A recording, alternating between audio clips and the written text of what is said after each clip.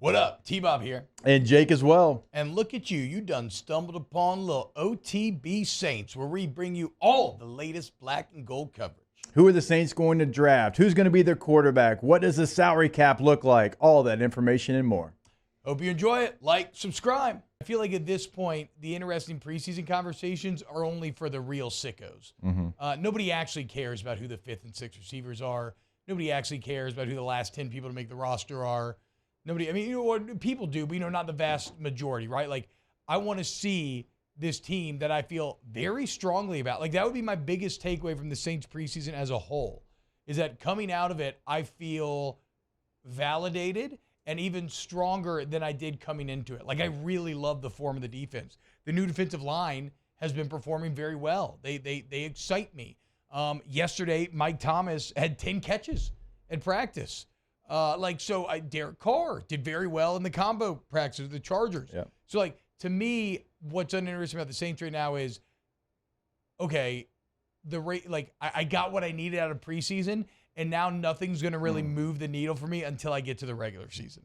Yeah, they feel like a team. So you didn't see the starters really against the Chargers because they had the joint practices, which everybody that we have on, and we agree, those are more important than a preseason game. And so you had that situation, so we didn't see them there. And then you were going to have practices with the Texans, and you weren't going to play there. Sounds like you're not going to play anyways. And so you don't really have any kind of, they passed the eye test. Or you can get excited, or maybe you can get down on a player. Like, we only had that small sample size for the Chiefs game, and now that was a long time ago. So I think that probably plays into it as well, because you haven't had a lot of excitement, because when you turn on the Chargers preseason game, neither team was playing their starters. No. They're not going to play him.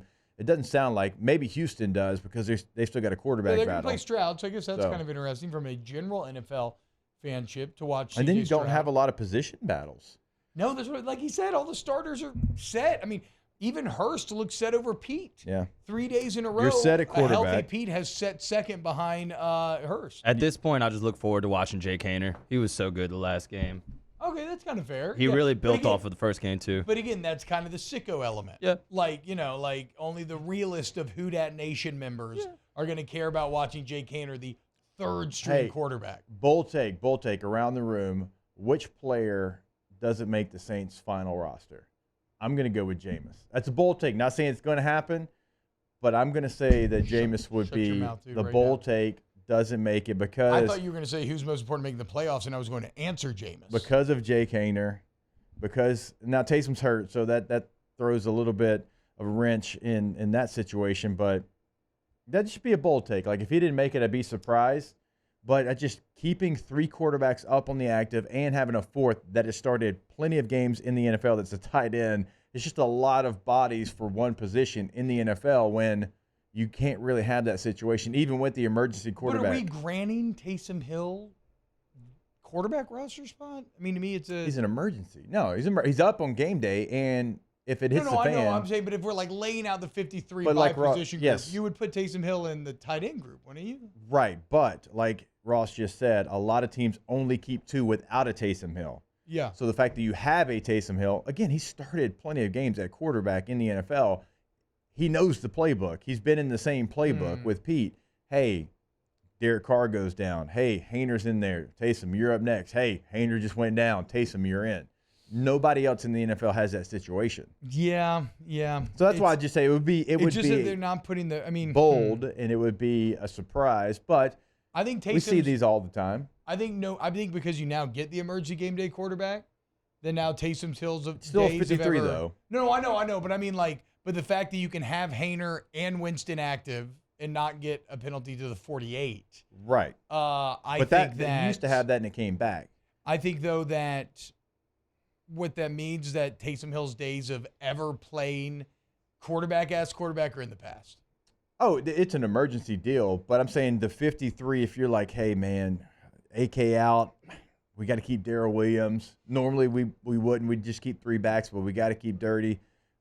We got to get rid of a position. I wonder if you have a surplus there. You like Jake Haener. You can't hide him on the practice squad if you would make that move. Again, it's supposed to be bold. Yeah, no, I get what you're saying. This isn't slanted towards Jameis and anything that he's done. I'm just saying Jameis a good that leader, would be a bold move that they can make, and it's really the only one that I can kind of see outside of I can't get there with Andrews Pete or anybody making a move there because you just don't have the depth to be able to go out there and do it. Wait, so are you saying like guys that were on the team last year that aren't going to make it, or just like notable What people? you think would be a bold move? No, he's just pointing out that also like it happens all the time. there's in a the NFL. log jam at quarterback that some would dictate requires a bold move to solve.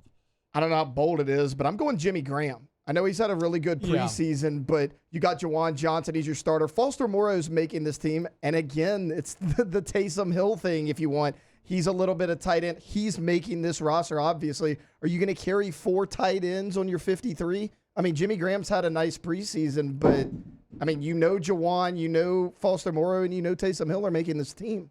Yeah, and you're not going to play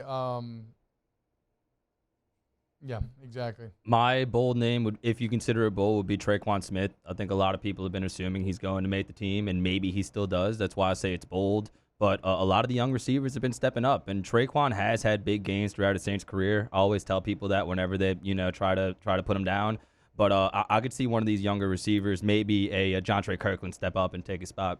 Yeah, what value right now can Traquan Smith give you that they can't because he's not a team's guy? Exactly. That's really going to be his downfall. He's been out, and I agree. He's had moments, and he'll go out there on the edge, and he'll block and all of that, but so will Jontre Kirkland, and he'll play special teams. So it's going to be hard for him to find that roster spot because some of the guys that are going to be on the team. Like A.T. Perry's not going away. He is on the team. A.T. Perry has made this football team, and so that could be it's pretty bold. I mean, wouldn't you say? It's a 3rd-round pick. He's been there a while, so yeah. that could You're be saying to be cut? Yeah. Yes. I think they cut Derek Carr and roll with Jameis. I mean, I would. I would. 14 touchdowns, 3 interceptions, Mario, 5-2. I agree, dude. I'm right there with you, man. He's a great backup. He's a great one of the best backups in the league. In all honesty, I get the entire point is bold, and so you wouldn't really see them doing any of this by definition. I'm betting my job because I don't have one, guys. It's Friday, Not and one. I don't even. I'm All right, sorry. I just don't have it in me. Let me. Oh man, that's just don't disappointing. have it in me. Okay, let me give you. Let me throw some names out there. Maybe. Okay. I mean, Graham. Out of y'all's answers, I agree most with Graham. And maybe that's the least bold. So maybe That's what I'm saying. I don't even know if that's bold. To me, Yeah. that might be likely at this point. Yeah, for sure. Gosh, He did have 6 grabs yesterday. He did. For whatever that's worth. it is hard to find one though. Like as you go around, you start to look at it. Like Isaiah Foskey hasn't been good at all, but they're not. That's a 2nd-round guy. He's firmly on the team, and so you got to keep him. Okay, so you got to keep Foskey, Granderson, Jordan, and Turner up for game day. All right, so like those 4 guys. Oh, I don't know about that depth, and it almost feels like it's impossible to, because Peyton was a 1st-round pick, because Isaiah Foskey was a 2nd-round pick. Like there's nothing that those guys behind them can do, even if they are playing better. Orgy's made a couple of really good plays in the preseason, but I don't know that he can Cut Marcus May. No. Oof. Keenan Allen cut his ankles in that joint practices.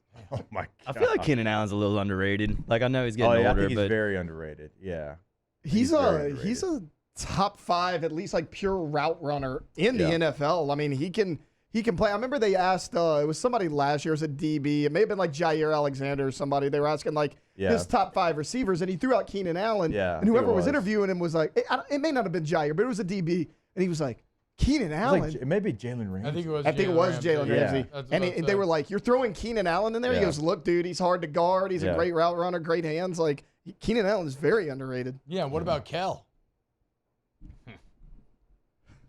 2 bad ones in a row. And you didn't come up with a name. Like a last name? Yeah. Oh, a name? No. Either one, both. Yeah. Both. Yeah. But get it, guys? Keenan and Kel? Yeah. Get it? I would never cut Keenan and Kel from my Nickelodeon show list. I loved Keenan and Kel. I should have mentioned this earlier before we went off the rails, but going back to Jameis for a second, for what it's worth, Jeff Duncan was tweeting about him yesterday, and he said his performance so far in camp has not inspired confidence. Beyond this season, his future in NOLA is uncertain. Well, yeah, beyond this season, for sure. Which was what Bobby told us last year, right? Was he wasn't practicing well. I said this on Monday. Jake Haener was leading the Saints down the field. It was smooth. And then he goes out with injury. And this is a tough spot. Jameis probably thought he was done for the day, and it's very tough. I've been in there when you think you're done in the preseason, you're like, get in there, and your shoes are untied.